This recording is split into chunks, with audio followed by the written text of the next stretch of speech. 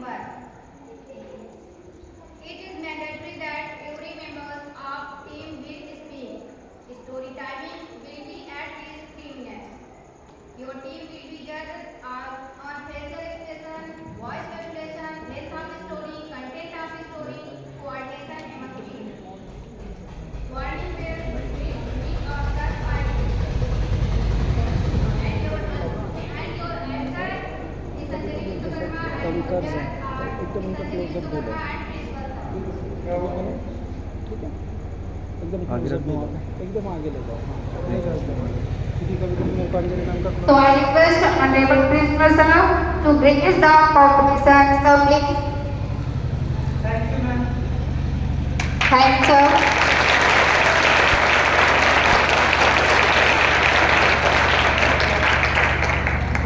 तो आइए शुरू करते हैं। सबसे पहले मैं बुलाना चाहूंगी आकाश हाउस के विद्यार्थियों को।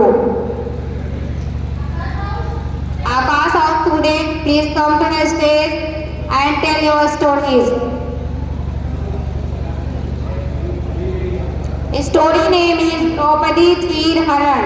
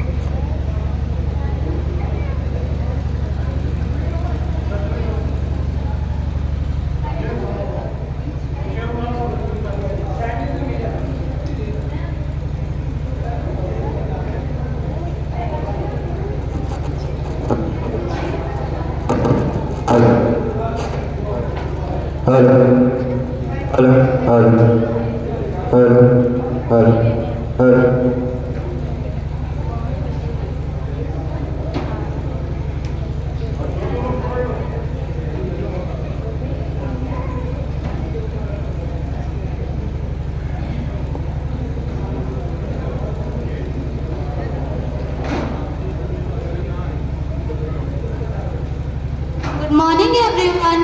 We are the students of Akash House and we are going to tell a story to all of you of Mahabharat related Draupadi's Street Haran. Thank you. Good morning everyone. My name is Sumit Singh, class 7B. Good morning everyone. My name is Sumit Singh, class 7B. आज महाभारत का वह समय के बारे में हम बताने जा रहे हैं जब युधिष्ठिर ने राजसूय यज्ञ करवाया था। राजसूय यज्ञ में युधिष्ठिर ने वहाँ सभी उपस्थित लोगों से पूछा कि यहाँ अग्रपूजा का अधिकारी कौन है। सभी लोगों ने कहा कि यहाँ उपस्थित सभी लोगों में अग्रपूजा का अधिकारी श्री कृष्ण हैं। पर शिशुपाल ने इसका विरोध किया और कर्ण, दुर्योधन, अश्वत्थामा, शकुनी उनके समर्थन में थे।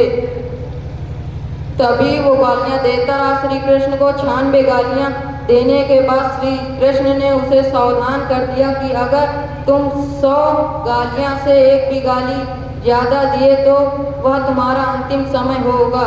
पर उसने 100 गालियाँ से ज़्यादा गालियाँ दे डाली। तभी श्री कृष्ण ने इतनी तीव्र गति से अपना सुदर्शन चक्र छोड़ा कि उनकी 2 उंगलियां कट गई। तभी उनके पीछे द्रौपदी जी खड़ी थी। उन्होंने तुरंत अपना कपड़े का टुकड़ा फाड़कर उनके उंगलियों पर बांध दिया। तो श्री कृष्ण ने कहा बहना, तुम्हारा ये ऋण सदा मेरे ऊपर रहेगा, मैं इसे अवश्य चुकाऊंगा। Thank you.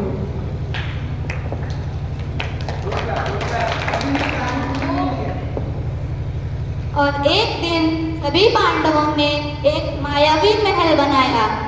मायावी महल बनाया तो अपने सभी भाइयों को बुलाया और उनसे कहा कि आओ महल देखो।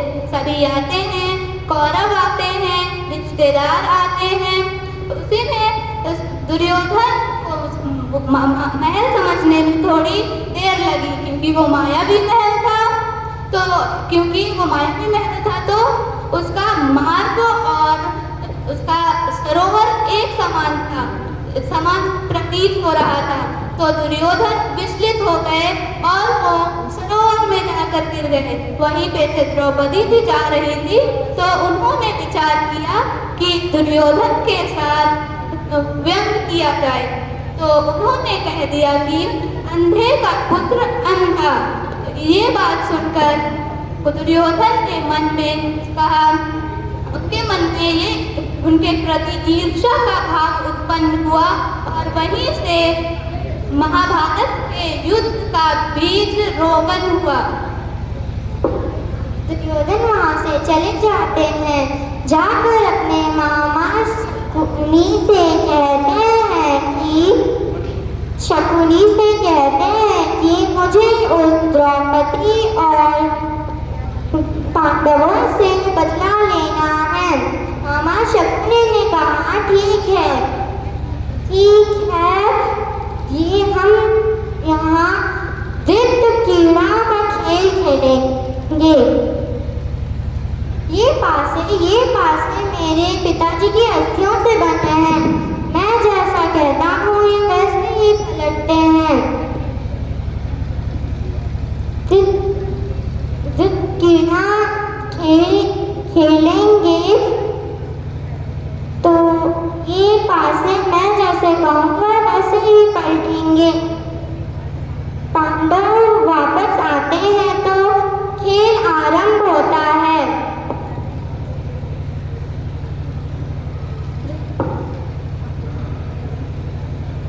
क्योंकि पासे मामा के वश में थे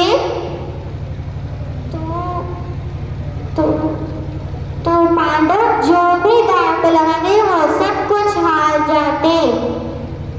अपना राज्य, धन, कीर्ति, अपने भाइयों और खुद को भी हार गए। जब कुछ नहीं बचता तो वो कहते हैं अब हमारे पास कुछ नहीं बचा। तो दुर्योधन कहता है कैसे नहीं बचा, अभी द्रौपदी बाकी है। पहले तो सब महाराज इस बात पर विरोध करते हैं, पर अंत में द्रौपदी जी को दांव पे लगा दिया जाता है।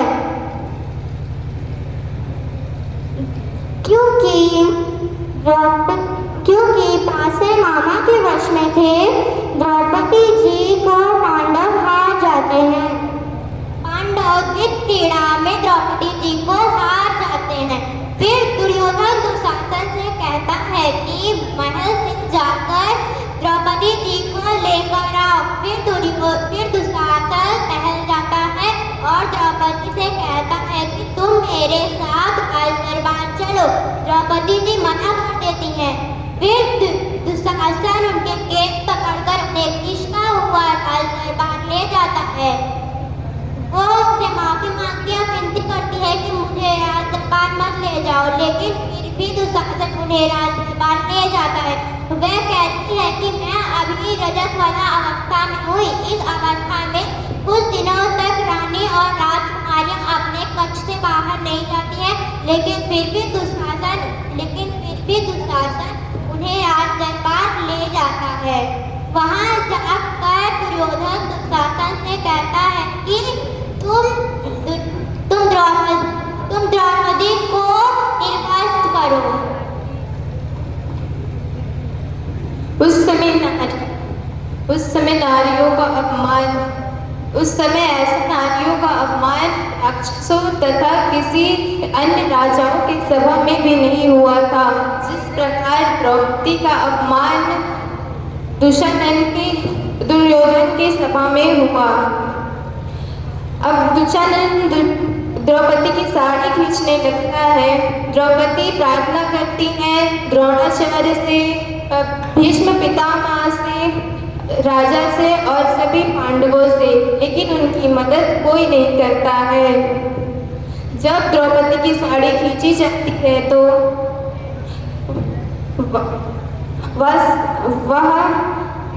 वह साड़ी को अपने मुख में डालकर अपनी खुद की रक्षा करना चाहती थी, लेकिन वह असमर्थ हो जाती है। फिर वह दोनों हाथ उठाकर कहती हैं, हे कृष्ण मेरी मदद करो।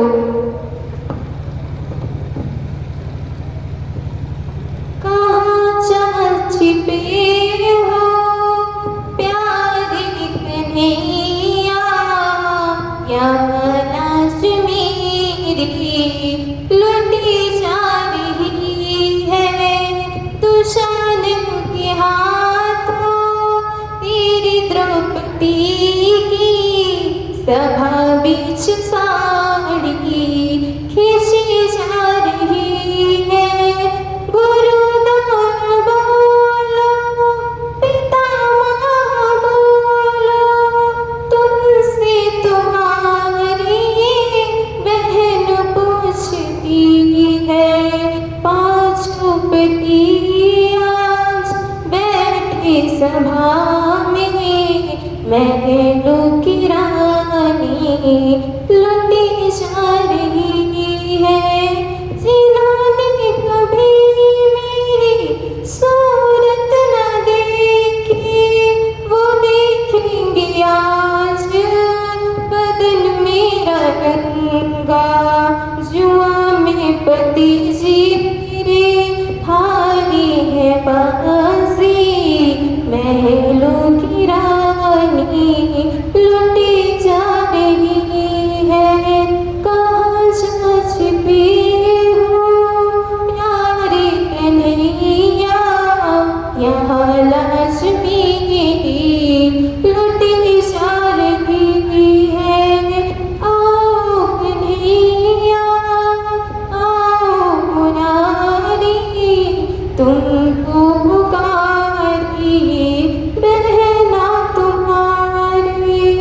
देखो जरा ये हालत हमारी, बहना तुम्हारी लुटी जा रही है। द्रौपदी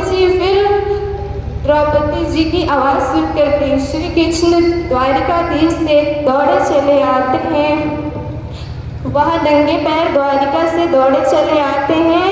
उनको लगता है कहीं मुझे विलम्ब ना हो जाए, तो अपना चीर खोल देते हैं। चीर आगे आगे चलता है और वह उसके पीछे पीछे चलते हैं। फिर दुशानंद द्रौपदी की साड़ी खोलता है तो वह साड़ी बढ़ती चली जाती है और वह सोचता है, वह थक जाता है। फिर वह सोचता है यहाँ तो कपड़ों का ढेर लग गया। फिर दुशानंद कहता है, साड़ी बीच नारी है, किनारी बीच साड़ी है, साड़ी ही किनारी है, किनारी ही की साड़ी है। फिर द्रौपदी जी कहती हैं, अरे दुष्ट, न नारी बीच साड़ी है, न साड़ी बीच नारी है, न नारी ही की साड़ी है, न साड़ी ही किनारी है। ये तो वृंदावन बिहारी है जो साड़ी बनके खींचा जा रहा है। इसी तरह श्री कृष्ण ने द्रौपदी अपनी बहन की रक्षा की।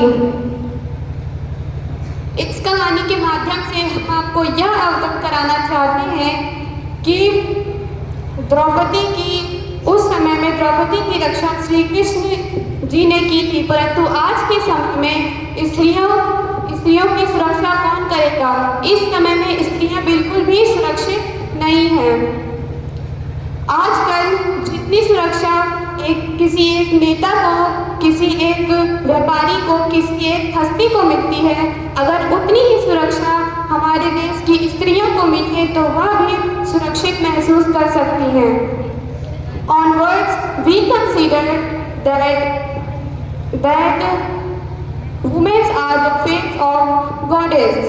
Even on the occasion of Navratri, we worship girls as Kanya. We have to consider each day Navratri. Girls are not for only 9 days. They are for every day.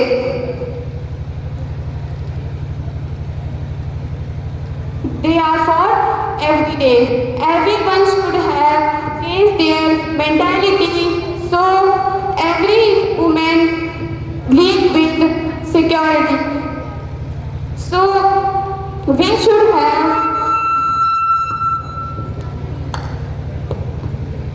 everyone should have changed their mentality. They have need to be a man, not an animal. Yat naryastu Ujjain Raman तत्व देवता, मतलब जहाँ स्त्रियों का सम्मान होता है वहाँ देवताओं का वास होता है। इसीलिए स्त्रियों की सुरक्षा करें और उनका सम्मान करें। Thank you.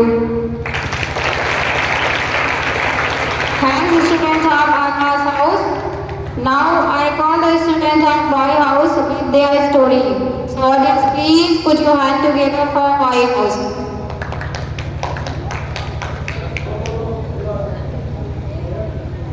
जल्दी क्विकली आओ बेटा, थोड़ा पास करिए।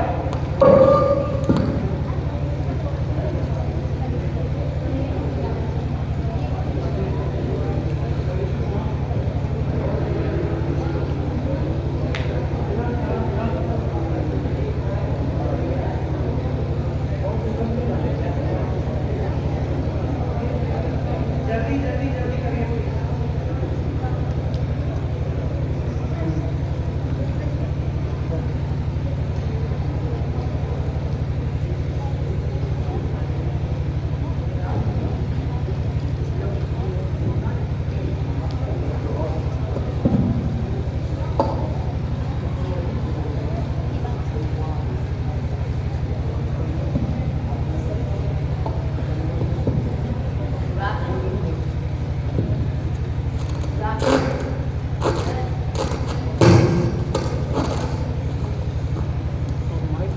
Good afternoon, everyone.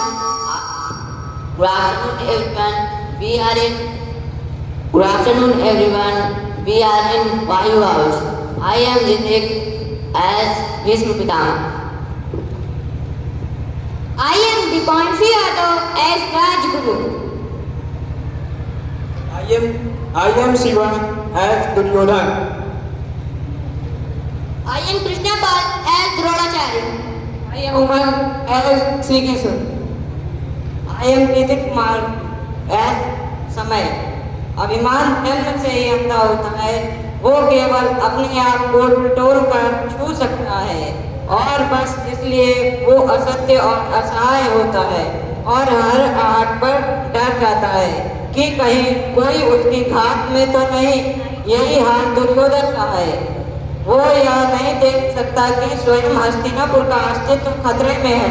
वो यह नहीं देख सकता कि भरत वंश की मर्यादा खतरे में है। वो स्वयं अपने मान अभिमान की डोरियों में जकड़ा केवल यह सोच सकता है कि श्री कृष्ण ने उसका सत्कार अस्वीकार करके उसका अपमान किया है। मूर्ख नारायण को स्वादिष्ट भोजन खिलाकर जैसे उन्हें सम्मानित कर रहा था, वह ये जानते ही नहीं था कि महात्मा विदुर के साथ की तो बात ही कुछ और है। श्री कृष्ण कौरवों की सभा में पहुंचकर कहते हैं, शांति दूत का प्रणाम स्वीकार करें महाराज। हे वासुदेव, स्थान ग्रहण कीजिए और मेरे राजघाट का मान बढ़ाइए। हे वासुदेव, हे द्वारकाधीश, अब बताइए कि आप मेरे अनुज पुत्रों की ओर से क्या प्रस्ताव लाए हैं। हे महाराज, गंगा पुत्र भीष्म को मेरा प्रणाम। मैं यह निवेदन करना चाहता हूँ कि मैं किसी की ओर से कोई प्रस्ताव नहीं लाया हूँ, या मैं तो स्वयं अपनी ओर से अपना प्रस्ताव लाया हूँ। यह विश्वास अवश्य दिलाता हूँ कि जो कुछ मैं स्वीकार कर लूँगा उसे पांडव भी स्वीकार कर लेंगे। महाराज, आप तो स्वयं ज्ञानी हैं और जानते हैं कि शांति कोई प्रस्ताव नहीं, एक आवश्यकता है। यदि ऐसा हुआ तो उन सारे आंसुओं का उत्तरदायित्व आपको ठहराया जाएगा। जैसे कि भरत कुलवधु को भरी सभा में वस्त्रहीन किया गया। सवाल आपसे होगा, दुर्योधन आपका युवराज है तो पुत्र मोह से परे हटकर एक राजा की भांति निर्णय कीजिए। कहीं ऐसा ना हो कि शांति का कोई विकल्प ही न रह जाए।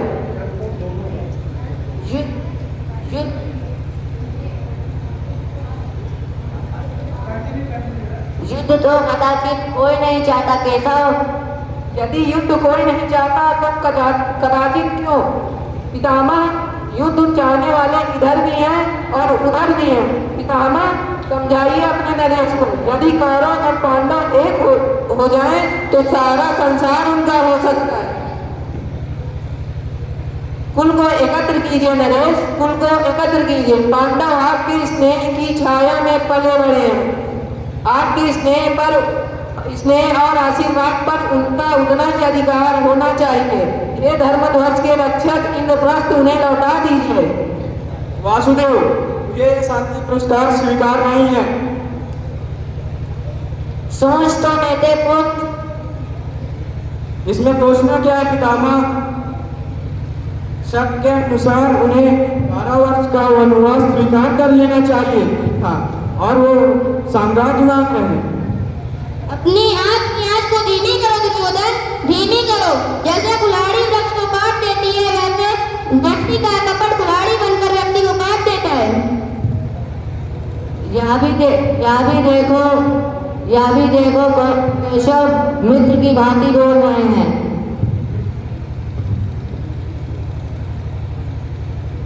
और मित्र की भाषा ये कर रही थी कि मैं अपना आधा राज्य उन्हें दे दूं। यदि ये मित्रता है तो मुझे शत्रुता की परिभाषा सिखाइए राजगुरु। शत्रुता वही होती है युवराज जो किसी योद्धा को युद्ध के अतिरिक्त बुलावा देती है। जो कुछ भी श्री कृष्ण ने कहा वह धर्म है युवराज, वह धर्म है।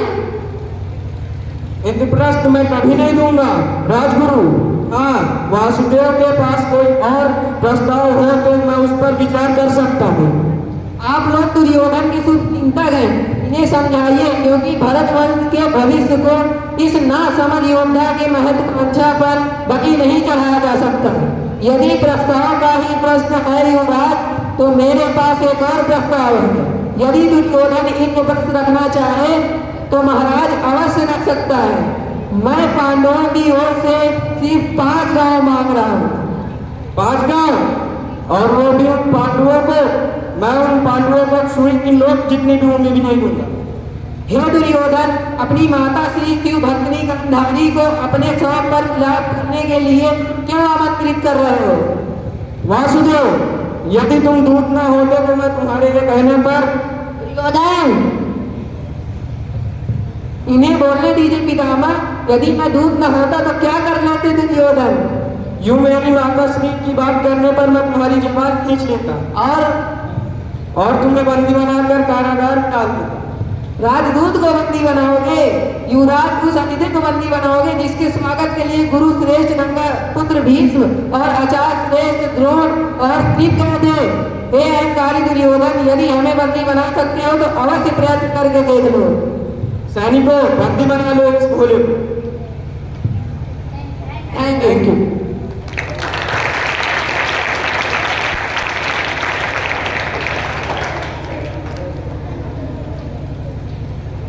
Thanks, student of Vayu House. Now let's change your mood with some melodious voice of one of our student Varsa. So dear student, let's give a grand welcome to Varsa and her sweet voice. Varsa, please come to the stage.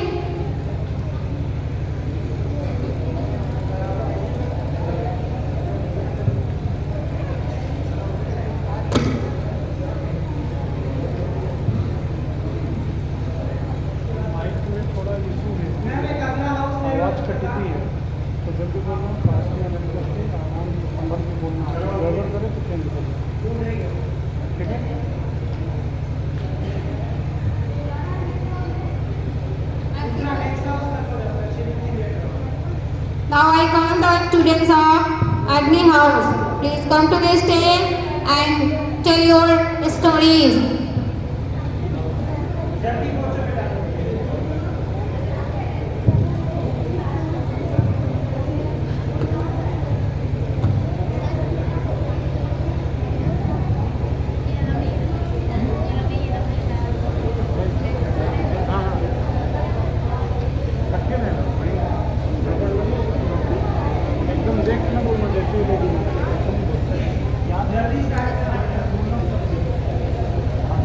Good afternoon everyone.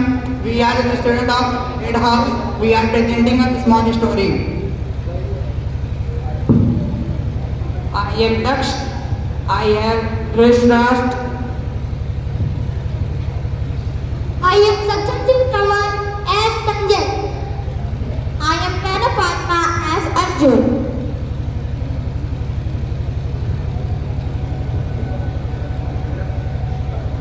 Sanjay, Kurukshetra के मैदान में क्या चल रहा है? दृक्ष, कुरुक्षेत्र का मैदान। युद्ध शुरू होने से ठीक पहले अर्जुन अपने रथ में खड़े हैं, चिंतित और असमंजस में। कैसे उनके साथी उनके साथ खड़े हैं। कृष्ण, मैं दोनों ओर अपने रिश्तेदारों, मित्रों और गुरुओं को देखता हूँ। मैं इनके विरुद्ध कैसे कर सकता हूँ? मैं उन लोगों को कैसे मार सकता हूँ जिनका मैं सम्मान करता हूँ और जिन्हें मैं प्यार करता हूँ? मेरा मन भ्रमित है, मेरा हृदय भारी है। मुझे ना तो विजय की इच्छा है और ना ही राज की सुख सुविधाओं की। इस युद्ध का उद्देश्य क्या है? पार्थ, तुम उन लोगों के लिए शोक कर रहे हो जिन लोगों के लिए तुम्हें नहीं करना चाहिए, और फिर भी तुम बुद्धिमानी की बात कर रहे हो। यानी न जीवित के लिए शोक करते हैं न मृत के लिए। तुम्हें समझना चाहिए कि आत्मा अमर है, या ना जन्म लेती है या ना मरती है, या समय से परे है, विनाश से परे है। लेकिन माधव, अगर आत्मा अमर भी है तो भी शरीर में पीड़ित होता है। इतना विनाश और मृत्यु के बदले में राज प्राप्त कर मुझे क्या सुख मिलेगा? क्या शांति से जीना बेहतर नहीं है? भले ही इसके लिए मैं अपने योद्धा धर्म का त्याग कर दूं। पार्थ, एक योद्धा के रूप में तुम्हारा धर्म की रक्षा करना है। अपने कर्तव्य को त्याग कर तुम केवल कायरता को गले लगा रहे हो। योद्धा का मार्ग धर्म की रक्षा करना है, और ऐसा करके तुम संसार के संतुलन को बनाए रखते हो। तुम्हें कर्म से नहीं बल्कि उसके परिणाम से लगाव होता है। जो तुम्हें मानता है, अपना कर्तव्य करो, लेकिन परिणाम से निर्लिप्त रहो। परंतु मैं बिना इच्छा, बिना लगाव के कैसे कर सकता हूँ? मैं इस अराजकता के बीच कैसे शांत रह सकता हूँ? कुंजी निसार कर्म में है। पार्थ, तुम अपना कर्तव्य करो, लेकिन अपने कर्मों के फल को ईश्वर को समर्पित करो। कर्म करो, लेकिन सफलता या असफलता के मत लगा रखो। यही कर्म योग का मार्ग है, कर्म का योग। जब तुम जीवन की देवताओं के ऊपर उठ जाते हो, जब तुम्हें सबसे एकता देखते हो, तब तुम्हें अपने भीतर शांति मिलेगी। अब मैं समझ गया माधव, मेरा कर्तव्य लड़ाई करना है, लेकिन मेरी असली लड़ाई भीतर है। अपने डर, संदेह और लगाव को जीतने के लिए मैं तुम्हारे मार्गदर्शन के अनुसार काम करने के लिए तैयार हूँ। याद रखो माधव, मैं हमेशा तुम्हारे साथ हूँ। हर संकल्प के साथ खड़े हो जाओ और इस युद्ध को केवल विजय के लिए नहीं बल्कि महान उद्देश्य के लिए लड़ो। ईश्वर पर विश्वास रखो और जो कुछ भी तुम्हें रोके उसे छोड़ दो। मैं ऐसा ही करूँगा माधव। तुम्हारे साथ होने पर मैं धर्म के लिए लड़ूंगा। मैं तैयार हूँ। भगवद गीता के 11वें अध्याय विश्व रूप दर्शन योग में कृष्ण ने अर्जुन को अपना विराट रूप दिखाया, जो महाभारत के सबसे महत्वपूर्ण और अद्भुत क्षणों में से एक है। यहाँ इस संवाद का एक संक्षिप्त वर्णन है। प्रसंग: कुरुक्षेत्र के युद्ध के पहले अर्जुन युद्ध को लेकर असमंजस और नैतिक दुविधा में थे, क्योंकि उनको अपने संबंधियों, गुरुओं और मित्रों से लड़ना था। कृष्ण, जो अर्जुन के साथी और मार्गदर्शक थे, उन्हें जीवन, कर्तव्य और धर्म के विभिन्न पहलुओं पर समझा रहे थे। अर्जुन के संशय को दूर करने और उन्हें ब्रह्मांड की दिव्यता दिखाने के लिए कृष्ण ने अपना विराट रूप प्रकट करने का निर्णय लिया। संवाद: अर्जुन का निवेदन। अर्जुन कृष्ण की शिक्षाओं को सुनकर उनके दिव्य रूप को दिखाने का निवेदन करते हैं। वे कृष्ण की सच्चे स्वरूप को समझने के लिए उनके विराट रूप को देखना चाहते हैं। हे प्रभु, आप यह समझते हैं कि मैं आपके इस विराट रूप को देखने के योग्य हूँ, तो कृपया मुझे अपना सार्वभौमिक रूप दिखाइए। कृष्ण का विराट रूप प्रकट करना। कृष्ण अर्जुन को दिव्य दृष्टि प्रदान करते हैं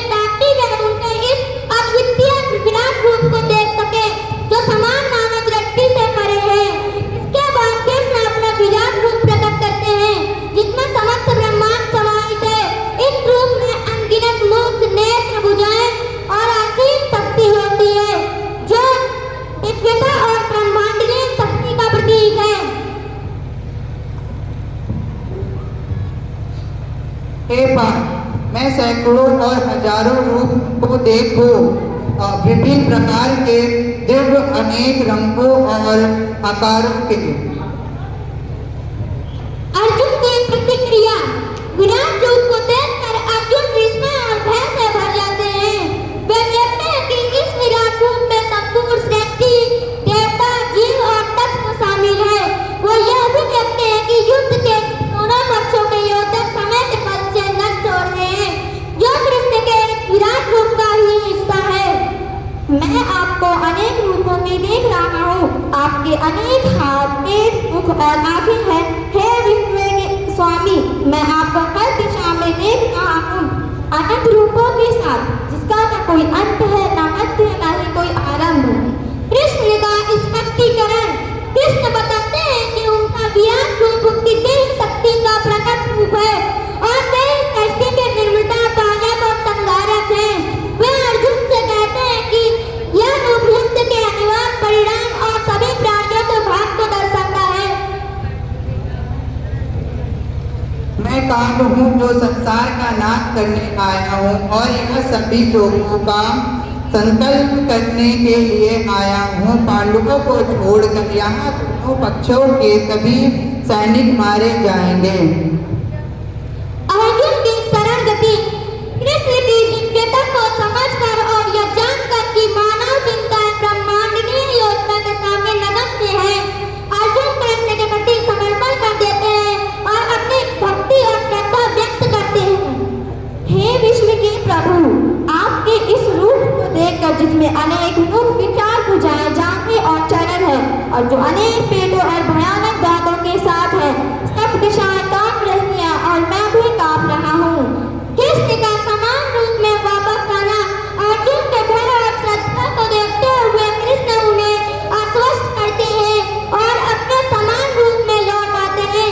वह अर्जुन को यह निर्देश देते हैं कि वे अपने कर्तव्य का पालन करें। इस ज्ञान के साथ कि सब कुछ एक दिव्य योजना का हिस्सा है।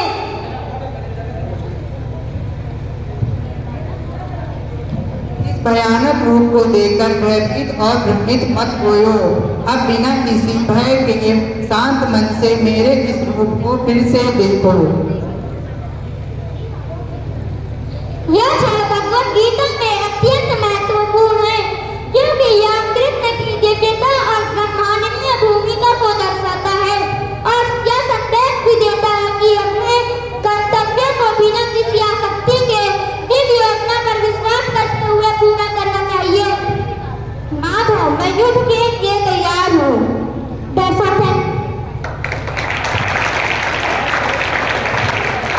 Now I call the students of Rugby House. Please come to the stage and tell your story.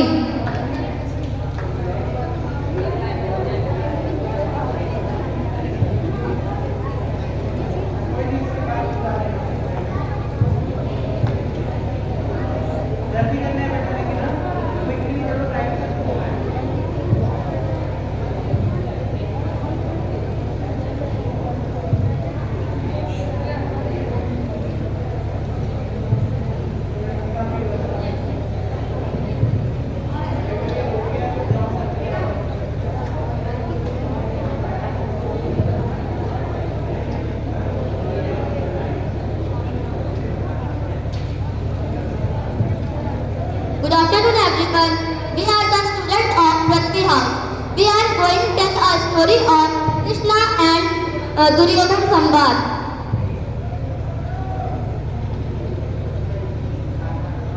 Krishna ऐसे ही हैं जो अपनी समीक्षा का अवसर देते हैं। हस्तिनापुर में खड़े हुए कृष्णा,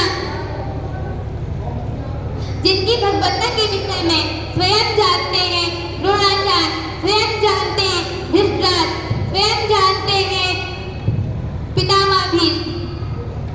उसके बाद भी वह भ्रम पैदा करते हैं कि मुझसे युद्ध किया जा सकता है, मुझे बांधा जा सकता है।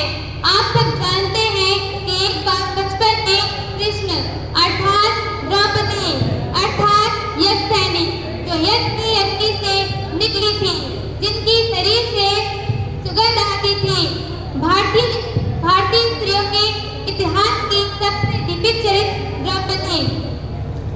इस देश को इस समय अबलाओं की आवश्यकता नहीं है।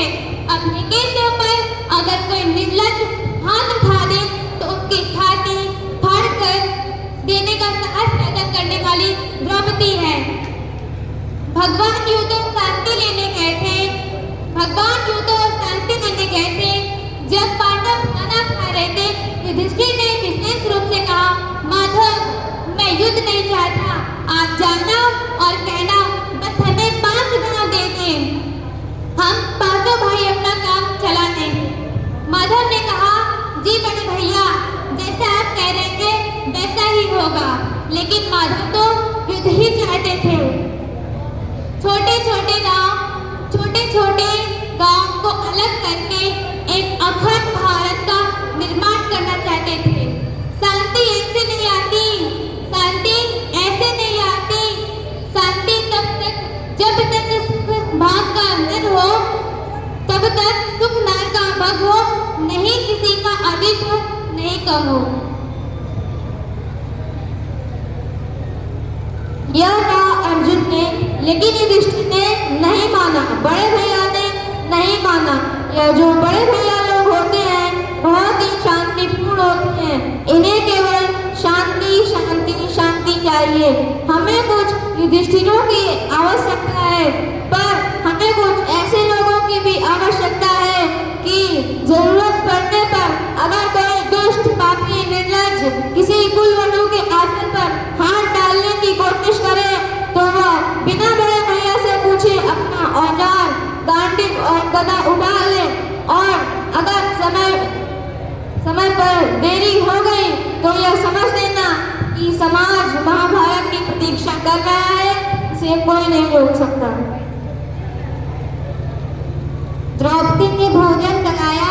भोजन कराने के बाद निर्वासन की कुटिया से द्रौपदी बाहर आई और हाथ धुलाने लगी माधव के। तो उसने कहा, माधव तुम्हें याद है गर्मी की छुट्टी में तुम हमारे घर आए थे? कृष्ण ने कहा, याद है कृष्णा, मैं तुमसे चौसर में हार गई थी। कृष्ण ने कहा, याद है कृष्णा, मैंने तुमसे कहा था कि इस हार का मैं कुछ लूंगी, अर्थात तुम्हारा मुझ पर उधार है। एक वादा उधार है, एक वचन उधार है, एक शपथ उधार है। वादा कैसे तोड़ देते, वचन को कैसे भंग कर देते कृष्ण कुछ अलग नहीं। कृष्ण भी तो उसी खानदान का अंत है जो यह कहता है कि रघुकुल रीति सदा चली आई, रघुकुल रीति सदा चली आई, प्राण जाई पर वचन न जाई। बस इतना ही हुआ है, सूर्य से चंद्र में आई है।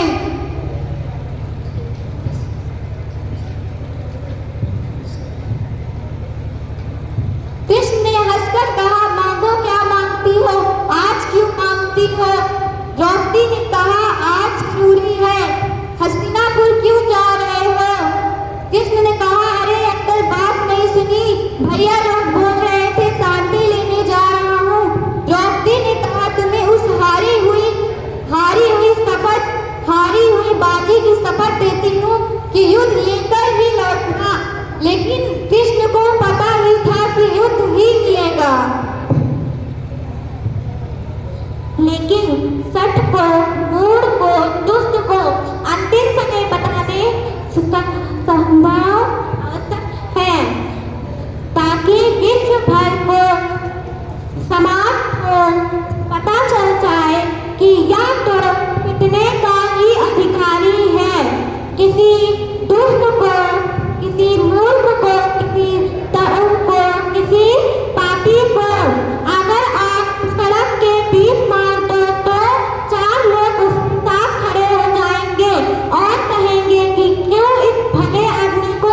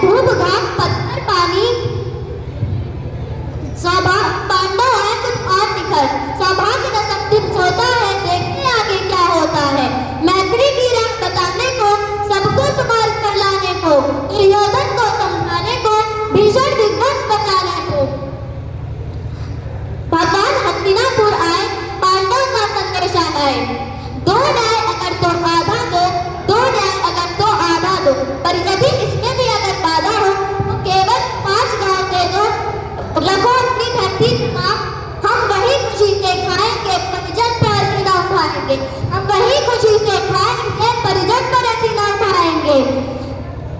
पर दुर्योधन ये भी दे न सका, आशीष समाज के ले न सका, उल्टे हरि को साधने चला,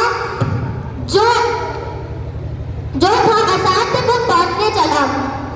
जब नाश मनुष्य पर छाता है पहले विवेक मर जाता है, जब नाश मनुष्य पर छाता है पहले विवेक मर जाता है।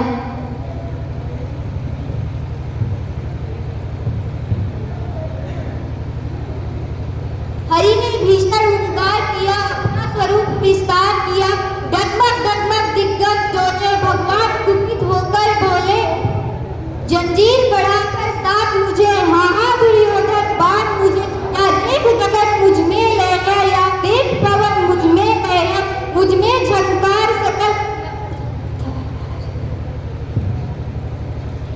मुझ में विलीन झंकार सकल, मुझ में लहरे संसार सकल, अमृत फूलता है मुझ में, संसार झूलता है मुझ में, उदयाचल मेरा दीप भार, भूमंडल वक्षस्थल विशाल, मुझ परिधि बंद को घेरे हैं, मायनाक मेरु पर मेरे हैं, दीप्ति जो ग्रह नक्षत्र निखर सब है मेरे मुख के अंदर। जब हो तो दृश्य अकांड देख, जब हो तो दृश्य अकांड देख, मुझ में सारा ब्रह्मांड देख, मुझ में सारा ब्रह्मांड देख, जंजीर बढ़ाकर साथ मुझे, हाँ दुर्योधन बांध मुझे। भूलो अकल पाताल देख, गत अनागत काल देख, यह देख जगत का आज सृजन, यह महाबाणक कारण, रत्नों से पटी हुई गुण है, पहचान हाँ इसमें दो है, अंबर में कुंतल जाल देख, पद के नीचे पाताल देख, पद के नीचे पाताल देख, मुट्ठी में तीनों काल देख, मेरा स्वरूप विकराल देख, सब जन्म मुझी से पाते हैं, सब लौट मुझी में आते हैं, जीवा की रुजती ज्वाला सांसों से पाता जन्म पवन, पड़ जाती मेरी दृष्टि इधर, हंसने लगती है सृष्टि उधर, पड़ जाती मेरी दृष्टि इधर, हंसने लगती है सृष्टि उधर। सोने को साथ रख सकता है वह मुझे बांध कब सकता है। मैंने का मूल न पहचाना तो ले मैं भी जाता हूँ, अंतिम तक सुनाता हूँ, यात्रा नहीं अमरण होगा, जीवन या मरण होगा, टकराएगा नजर निकल, बढ़ेगी मुख पर अग्नि प्रखर, फट से नाक का डोलेगा, विक्राम मुख का खोलेगा, दुर्योधन ने ऐसा होगा, फिर कभी नहीं जैसा होगा, भाई भाई पर टूटेंगे, विष बाण